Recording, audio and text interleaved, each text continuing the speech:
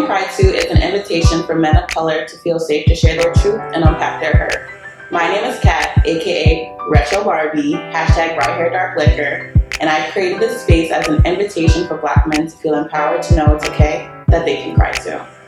Thank you, Peter, for sitting down with me. Let's take a shot to a good year. All right, so let's kick it off and tell me about your experiences witnessing police brutality, whether it was personal or somebody else. In Harlem, it's always been fuck the police, like quite honestly. I've been arrested for bullshit. I remember in high school, I went to a college prep program and I missed a weekend. So I said, cool, I'm gonna do this science project at home. I tried to buy like glycerin, like at the pharmacy. Didn't know that was making bombs. I didn't know that was like a component. Okay, And just got thrown across a cop car. Mind you, I had like the paperwork for a project and everything. How old were you? 15, 16.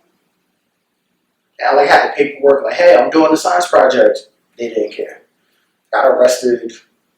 Like, when I mean arrested, like handcuffs back of the car, not booked yet. I got arrested walking out of Costco, so I looked like a suspect. Yeah, I got arrested with a rotisserie chicken in my hand. Like, it was crazy.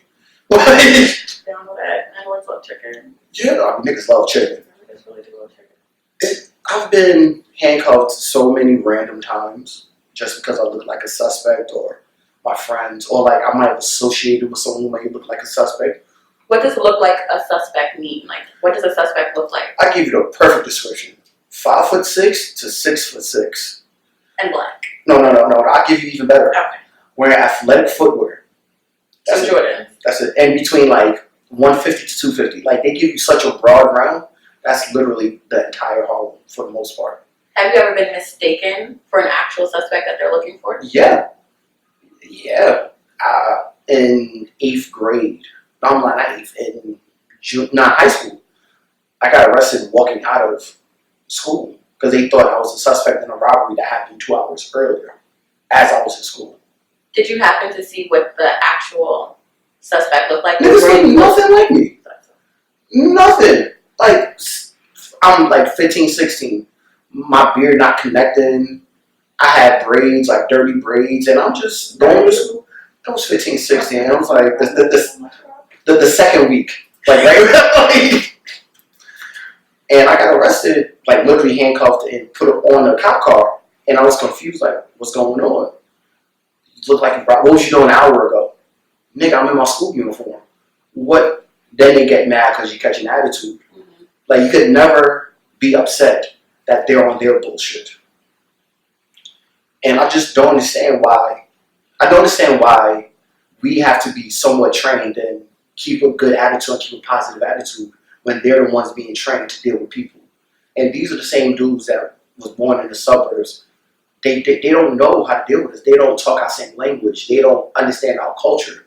But they're enforcing laws in these neighborhoods with people that look nothing like them. And they treat us like we're suspects all the time. Like, I can't be a kid. The news, a 15-year-old kid is looked at as a man. Like, looked at as a man. But a woman the other day looked like, oh, she has a bright future. Brock Turner got he got sentenced 6 months. Really did 3. But they called him a young boy. And said his future's ahead of him. With niggas like me, one bad move, I could got clipped or locked up. And I'm a young man. I'm always going to be a man. Ever since I could literally walk anywhere by myself, in the eyes of the police, I'm a man. And I have friends, family who are cops. Like, we all know all cops are not bad. How do you respond or react when you're forced to have these interactions with police officers, especially knowing that you personally know some? I just try to treat them like an adult. Because ain't shit else I can really do. I can show them my PBA card. I can tell them who I know. I do know police in high places, but again, they don't care. That doesn't matter. So when I deal with cops, I try to treat them with respect. And I just pray for the best. Because it's not up to me. I don't have the power. They could throw me against a car. Or if I get arrested, right, and 3 cops arrested me, one cop could be like, yo, put your hands up. Another cop could be like, oh, put your hands behind your back. I don't know who I'm listening to. The third cop is just ready to kill me. Like, it's just like, I don't know what to do. So I just hope that someone may pull out it. I'd rather get tasered, like, just fucking taser me. Like, put my ass down. Don't shoot me. I can deal with the lawsuits later. I'd rather just be here later. I mean, I think that's the sad reality of it when you're preferring what type of physical harm you want to take from police officers, knowing that either one is going to happen regardless. I'm going to get beat up. Like, there's going to be some violence because it's literally a gang. Like, Boys in Blue is legit a gang. Like, versus them. And the cops are not here to protect and serve. They're here to maintain order. And that's been through the beginning of time. Before we was labeled as people.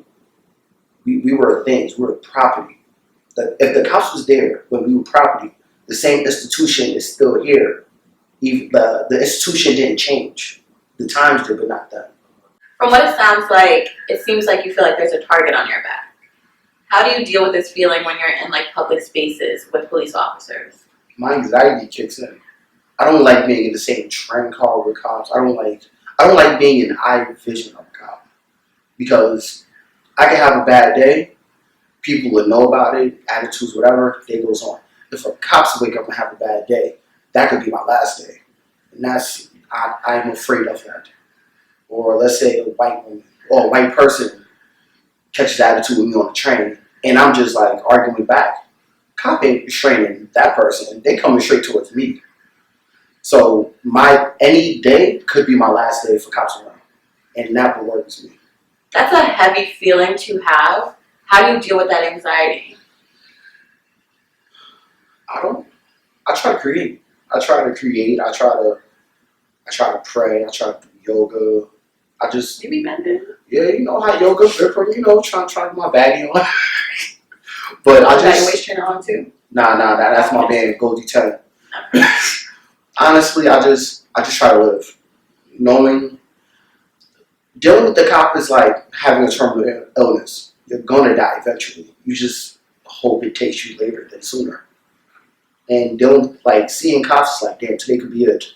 I hope I did good enough up to this point. I hope I've done enough for people I love. So we just discussed how you feel around police and their perception of you. But in general, how do you feel like society views you? It's like a double-edged sword. Because, again, I am a black man named Peter from Harlem. So on my resume, I look like this lacrosse player, like top of the line, like, oh, this white guy, Peter. But then I pull up, and I'm like, oh, so you're Peter. Like, next please. Yeah, because I remember in college, I got an interview for a job. College, I had braids, cornrows, But the suit was popping. Ivy League education, I'm doing it. Pulled up, and it was like, oh, Peter here? I was like, yeah, that's me. You sure? And 2 seconds like, bitch. But I had to stop myself because I'm at the job interview. I need this job. And that, I always knew, but like that was one instant that really hit me. And I had to like hold my reactions in real time. Other than that, it depends on my crowd.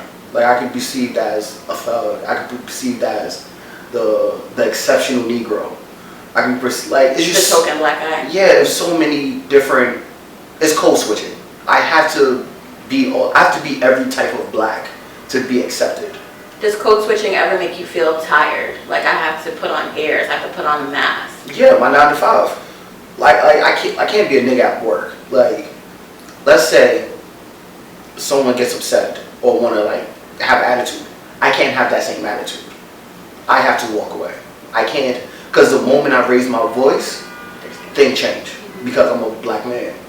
My tone is softer. My tone is low. Like the aggression, I have no aggression at work. Like I have to move a certain way because of my blackness. And I have afro. So it's like, I'm clearly black. Like this is black. And then you be wearing your little hair wrap. Yeah, like this is. It's cute, but I have my hair for it. I appreciate that. But just I have to edit my blackness for other people's liking. And that's why creating makes me, it eases myself, it eases me because I can be naturally black. I can be my type of black. Instead of corporate America, I have to be the acceptable black. Has any of these stereotypes or misconceptions ever made you think that I need to alter my appearance, I need to change who I am? Like, have you ever had to process those feelings or like debate those feelings that this is what I need to do to survive? Yeah, I mean, I had braids. So I was tired of braids. So when I left college, I cut my braids. But I knew being an adult in corporate America, I can't have cornrows. It just, like, the corporate America has grown progressively that I can have, like, natural hair as a guy. But then, 09, 2010, like, the earlier this decade, I couldn't do that. Like, I couldn't have this. It was literally just clean dreads or a Caesar. And that was it. And as I've gotten older and I've gotten better at what I do, I don't care. Because I treat people with respect and they respect me. And I can do a lot that a lot of other people can't do, but that's not right. I feel like everybody should be able to move the way they should, like, or they want. Not black people of color have to move in a certain way in comparison to white people. So with that, it seems like you're now starting to accept being unapologetic and your authentic self. What message are you trying to give to your peers as well as the youth when it comes to showing up as yourself and accepting your blackness and putting your blackness in the world? It's a freedom. It's the funny thing is I always joke, like, I love being black, but I wish I could just put that in the closet for a day or two and, like, recharge. Like, I wish I could say, hey, blackness, you don't have to come out today. Relax. I know you're stressed. I know you're stressed. I know you're tired. Like life does that to you. And my message for everybody else is, and try to get to that freedom. Because this world, the idea of freedom for people of color has been a hot topic or something of debate for years. Like, what's now, free? Hashtag what's free? What's free? Tell them. And with us, we're locked up differently. We're locked up mentally, institutionally, not physically. If you could fight that through everything that you do, that freedom feels good. Like, that liberation, and succeeding on your terms feels so much better than succeeding on somebody else's terms. Like, just get to the end goal and get to the end goal the way you want to. Because if you don't, you have to go back and do it again, and it won't. And the second time,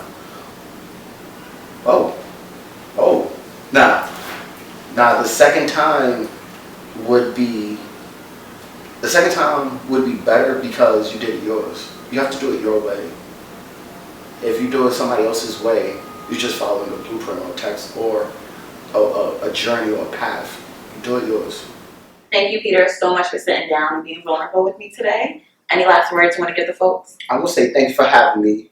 And just create. And also fuck 12. Student Union, first class breakfast, screens is watching. Just create, man. Fuck all them niggas.